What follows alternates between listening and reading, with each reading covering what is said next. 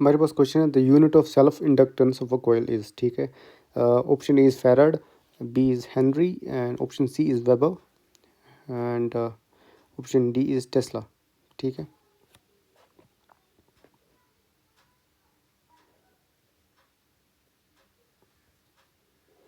देखिए self inductance जो होता है, सबसे पहले ये सेल्फ इंडक्टेंस जो है, सेल्फ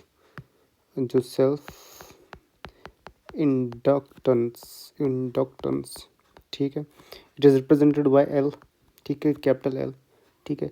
अब देखिए किसी भी कॉइल में जब भी कोई करंट का चेंज आता है, ठीक है, उसमें एक ईएमएफ जनरेट होता है, उसमें एक वोल्टेज जनरेट होता है जो कि एक्चुअल वोल्टेज से अपोजिट होता है, ठीक है, ठीक है, ठीक है। फॉर एग्जांपल ये हुआ, ठीक है।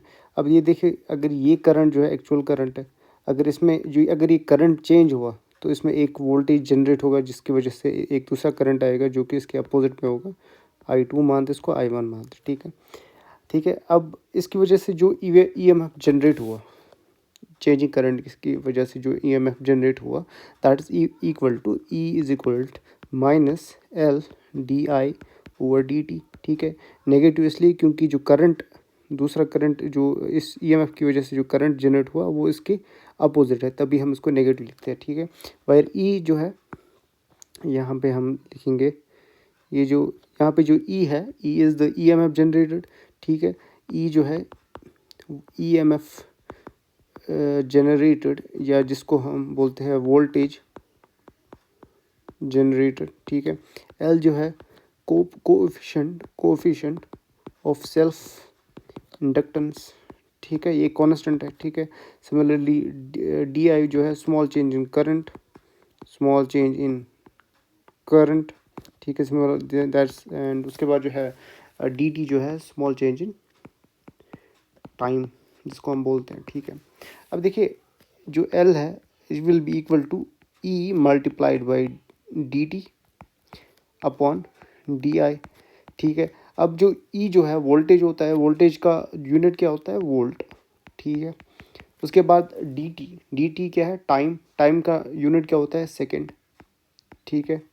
उसके बाद आई जो होता है, डी आई जो होता है small change in current, current का यूनिट क्या होता है, एम्पेयर, ठीक है, ठीक है। ये वोल्ट सेकंड जो होता है, वोल्ट सेकंड जो होता है इसी को हम हेनरी बोलते हैं, वोल्ट सेकंड को हम, ठीक है, sorry I am very very sorry, volt second को हम वेबर बोलते हैं, ठीक है, और डिवाइड बाय एम्पेयर करेंगे।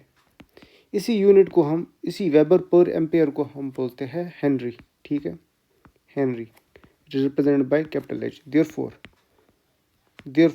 The unit, therefore the unit of coefficient of self inductance is Henry, ठीक है, एच।